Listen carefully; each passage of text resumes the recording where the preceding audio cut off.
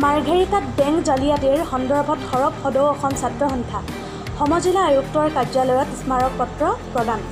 ৮৩ নং মাৰ্ঘেৰিটা সমষ্টিৰ অন্তৰ্গত হেগুনবাৰীস্থিত গ্ৰামীণ বিকাশ বেংকৰ জালিয়াতিৰ বাতৰিয়ে এতিয়া শিৰোনামা দখল কৰিছে। গ্ৰামীণ বিকাশ বেংকৰ বেংক মিত্ৰ হিচাপে মাকুম কিল্লাৰ এগৰাকী মিনতী বৰুৱা নামৰ এগৰাকী মহিলাই নিযুক্ত লাভ কৰিছিল। বেংক মিত্ৰা মহিলাগৰাকীয়ে মাকুম কিল্লা ভিতৰপাৱৈ অঞ্চলৰ প্ৰায় ২০ গৰাকী লোকৰ নামত গ্ৰামীণ বিকাশ বেংকৰ পৰা ঋণ উলিয়াই আত্মসাৎ কৰি বৰ্তমানেও পলাতক অৱস্থাত। এতিয়া গাঁৱলীয়া বিকাশ বেংক আৰু মিনতী বৰুৱাৰ বাবে খোজা গাঁৱলীয়া লোকৰ জীৱনলৈ নামি আহিছে কাল অমানিশা। মাৰ্ঘেৰিটা আঞ্চলিক ছাত্ৰ সন্থাৰ উদ্যোগত আজি গাঁৱৰ সমূহ ভুক্তভোগী সৰ্বসাধাৰণ ৰাইজে সমজিলা আয়ুক্তৰ কাৰ্যালয়ত এখন স্মাৰক পত্ৰ প্ৰেৰণ কৰে। তেওঁলোকৰ দাবী হৈছে গ্ৰামীণ বিকাশ বেংকৰ কৰ্তৃপক্ষক তদন্তৰ আওতালৈ আনি শীঘ্ৰেই মিনতী বৰুৱাক গ্ৰেপ্তাৰ কৰি দৰিদ্ৰ লোকৰ মূৰত চাপি দিয়া ঋণৰ বোজা আঁতৰাবলৈ দাবী জনায় ছাত্ৰ সন্থা আৰু ভুক্তভোগী ৰাইজে। মাৰ্ঘেৰিটাৰ পৰা কিষণ লালুঙৰ ৰিপৰ্ট টাইম 60 অসম। যিসকল সাধাৰণ ৰাইজ আছিল, সাধাৰণ ৰাইজে ধৰক মীন পালন কৰিবৰ কাৰণে, পশুপালন কৰিবৰ কাৰণে তেনেকুৱা 5জনীয়া এটা গোটক আচলতে এই লোন দিয়া ব্যৱস্থা কৰিছিল। আৰু যেতিয়া বেংক কৰ্তৃপক্ষই এই লোনটো পাছ কৰি দিয়াৰ পাছত সেই বেংক কৰ্তৃপক্ষই কিছুমান ভুৱা চহী বা জালিয়াতিৰ মাজেৰে সেইকেইজন লোকৰ নামত আচলতে গোটেই লোনৰ ধনখিনি মোকলাই আনিছিল। আৰু যিসকল ব্যক্তিয়ে আচলতে যিসকল গোটে আচলতে এই গোটেই সমগ্ৰ ধনটো ল'বলৈ চেষ্টা কৰিছিল বা বেংকৰ পৰা লোনৰ কাৰণে তেওঁলোকে আবেদন কৰিছিল, তেওঁলোকেও বৰ্তমান গম নাপায় যে তেওঁলোকৰ নিজৰ নামত যে এটা লোন আছে। আচলতে এই গোটেই প্ৰক্ৰিয়াটো এটা বিৰাট এটা জালিয়াতি এটা ঘটনা। আৰু এই গোটেই ঘটনাটোত আচলতে বেংক কৰ্তৃপক্ষ যে সম্পূৰ্ণৰূপে জগৰীয়া আৰু সম্পূৰ্ণৰূপে দায়ী, এই কথাটো কিন্তু জলজট পটপটকে স্পষ্ট হৈ পৰিছে। মিনতী বৰুৱা আচলতে বেংকৰ এজেণ্ট হ'ল মিনতী বৰুৱা। মিনতী বৰুৱাই গাঁৱে গাঁৱে গৈ যিসকলে কিছুমান লোকক তেওঁলোক টাৰ্গেট হিচাপে লৈ লৈছিলে আৰু সেই মিনতী বৰুৱাৰ লগতে সেই সময়ৰ বেংকৰ মেনেজাৰ আৰু সেই সময়ৰ বেংকৰ কেচিয়াৰজন আচলতে সম্পূৰ্ণৰূপে দায়ী।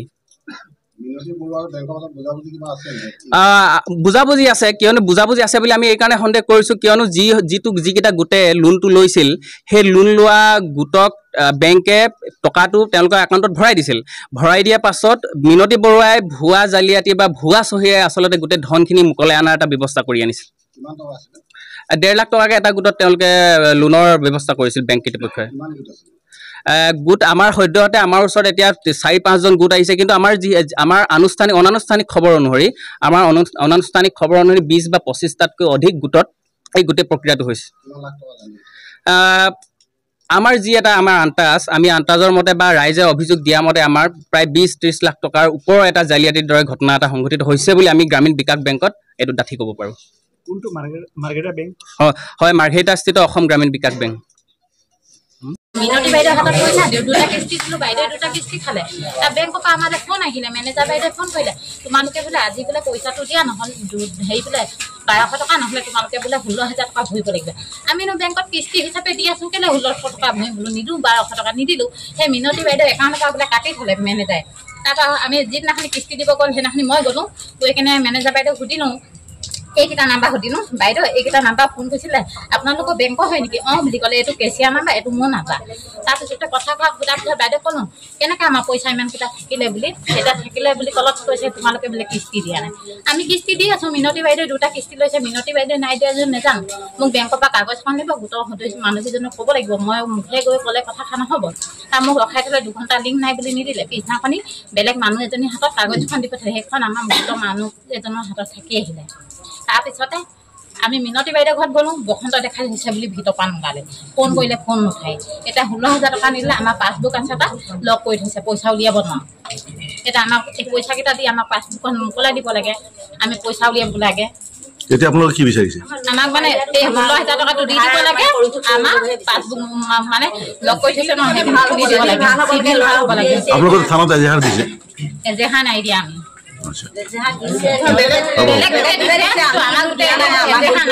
আমি দিয়া নাই, আমাৰ ল'ৰাই মানে আদৰ্শৰ নামত মানে তেনেকুৱা কৰিছে আমাৰ। এতিয়া মানে অকল 2টা কিস্তি বাকী আছিলে, আমাৰ 1,10,000 হৈছে। আমাৰতো জুলাই আগষ্ট মাহৰ পৰাই তেওঁলোকে দিয়া নাই আমাৰ ল'ৰাই মানে। জুলাই 20 তাৰিখলৈ বৰ্তমান আমি দি আছিলোঁ আমাৰ ল'ৰাটো বাহিৰত থাকে তেওঁলোকে অনলাইন কৰি থাকে মিনতি বাইদেউ মানে হেৰিয়ৰ একাউণ্টত তেওঁ মানে কি কৰে মিনতি বাইদেউৰ একাউণ্টত দি থাকে তেওঁ দিছোঁ বুলি কয় ল'ৰাই মই যেতিয়া কালি গ্ৰামীণ বিকাশত আহিছোঁ তেতিয়াহে মানে সঁচা কথাটো গম পাইছোঁ আৰু হেৰিয়ে যে আগষ্টৰ মাহৰ পৰা আমাক দিয়া নাই 24 তাৰিখে আমিতো কালি 20 তাৰিখে আমি দি গৈছোঁ ল'ৰাৰো জুলাই 20 তাৰিখে এতিয়াতো সেইটো কেতিয়াও হ'ব নোৱাৰে